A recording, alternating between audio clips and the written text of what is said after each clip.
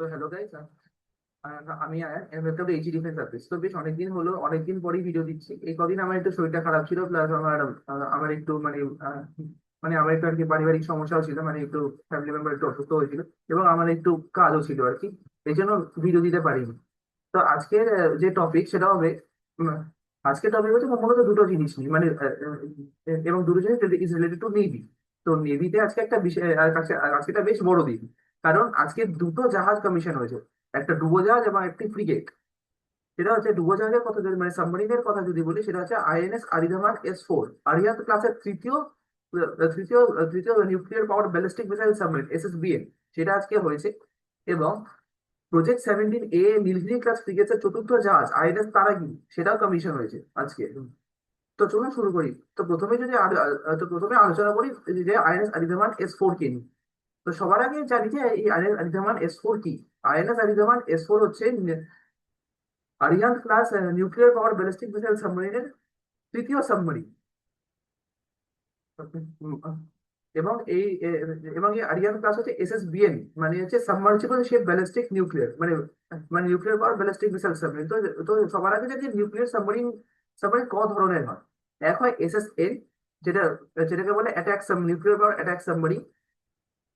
এবং এই SSN এর ফুল ফর্ম হচ্ছে সাবমার্সিবল শিপস নিউক্লিয়ার। এর এর বেসিক কাজ হচ্ছে এনিমি শিপস এবং সাবমেরিনকে ডোবানো। এবং এবং এর টর্পেডো তো ক্যারি করেই, তার সঙ্গে সঙ্গে কিছু কিছু ছোটখাটো ক্রুজ মিসাইলও ক্যারি করে। আরেকটা হচ্ছে 2 নম্বর হচ্ছে SSGN, মানে nuclear power guided missile submarine. SSGN এর ফুল ফর্ম হচ্ছে submersible ship guided missile nuclear. এই সাবমেরিনের কাজ দুটো জিনিস করে। এক, এনিমি শিপস এন্ড সাবমেরিনকে ডোবানো। আরেকটা হচ্ছে ল্যান্ড বেস টার্গেটস, যেখানে ল্যান্ড বেস টার্গেটস কে ধ্বংস করা। কারণ এই SSGN এ কিন্তু বেশ বড় বড় ক্রুজ মিসাইল, মানে SLCM submarine launch cruise missile ধরতে পারে। আর তৃতীয় সেটা হচ্ছে SSBN, nuclear power ballistic missile submarine. SSBN এর ফুল ফর্ম হচ্ছে submersible ship ballistic missile nuclear. এই সাবমেরিন এই সাবমেরিন হচ্ছে সব থেকে ইম্পর্টেন্ট, কারণ এইটা কারণ এটা শুধুমাত্র শুধুমাত্র নেভেল ফাইটিং এর জন্যই নয়। এটা এটা কাজ করে মূলত একটা সেকেন্ড স্ট্রাইক ক্যাপাবিলিটি। মানে সেকেন্ড স্ট্রাইক ক্যাপাবিলিটিটা কি, সেটা হচ্ছে যে একটা যখন কোনো দেশে যখন একটা দেশ হয়তো অন্য দেশে হয়তো নিউক্লিয়ার বম্ব লঞ্চ করবে, তার জন্য একটা দরকার হচ্ছে তার জন্য দরকার হচ্ছে লঞ্চ প্যাড। এখন লঞ্চ প্যাড মেনলি হচ্ছে মাটি আর সমুদ্র। আর হাওয়াটা ধরছি না, কারণ হচ্ছে যদি ল্যান্ড বেস টার্গেট ধ্বংস হয়ে যায়, তাহলে ল্যান্ড বেস টার্গেটস এর মধ্যে তো মানে একটা প্লেনকে টেক অফ করতে তো আহ, মানে সমতল ভূমি লাগে। তো তো রানওয়ে যদি ধ্বংস হয়ে যায়, তাহলে আর প্লেন টেক অফ করবে কি করে। তো তো নিউক্লিয়ার ট্রায়াল হচ্ছে এইটাই, যে যদি যদি ইন কেস সমস্ত মানে পরমাণু ঘাঁটি ইন্ডিয়া নষ্ট হয়ে যায়, তখন যাতে নিউক্লিয়ার বোম লঞ্চ করার জন্য একটা সেকেন্ড প্ল্যাটফর্ম। তো এই গেল হচ্ছে যে নিউক্লিয়ার সাবমেরিন কি তা নিয়ে আলোচনা। এখন আইএনএস আরিধামান হচ্ছে আহ, যে হচ্ছে নিউক্লিয়ার, মানে ইন্ডিয়ার তৃতীয় নিউক্লিয়ার সাবমেরিন এবং আরিহান্ত ক্লাসেরও তৃতীয় তৃতীয় সাবমেরিন। এর এর মধ্যে মানে যতদূর জানা গেছে, এর মধ্যে প্রায় 16টা K-15 সাগারিকা, SLBM, এবং এবং তার জায়গায় আরেকটু বড় SLBM, সেটা হচ্ছে K4 মিসাইল। সেগুলোকে লোড করা যেতে পারে। এবং টর্পিডো টিউবস তো রয়েছে। তো এই গেল হচ্ছে আইএনএস আরিধামান নিয়ে আলোচনা। এবার আসি হচ্ছে আইএনএস তারাগিরি কি নিয়ে। আইএনএস তারাগিরি হচ্ছে নীলগিরি ক্লাস স্টেলথ ফ্রিগেটস এর চতুর্থ জাহাজ। এই নীলগিরি ক্লাস হচ্ছে প্রজেক্ট 17 আলফার মধ্যে পড়ে।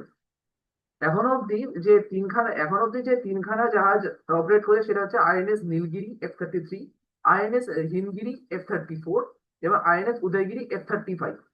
এবং আইএনএস তারাগিরি হচ্ছে তার চতুর্থ জাহাজ F-36। হুম। তো এই প্রজেক্ট 17 এ আলফা মূলত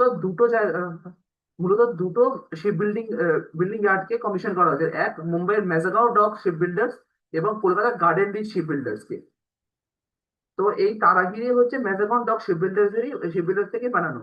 এখন অব্দি আইএনএস নীলগিরি আর তারাগিরি হচ্ছে মেজাগন ডকের সরি, আইএনএস নীলগিরি, আইএনএস তারাগিরি এবং আইএনএস উদয়গিরি হচ্ছে ম্যাজাগন ডকে, এবং আইএনএস হিমগিরি হচ্ছে গার্ডেন রিচ থেকে এসছে। বাকি যে তিনটে তিনটে ফ্রিগেট আছে, আইএনএস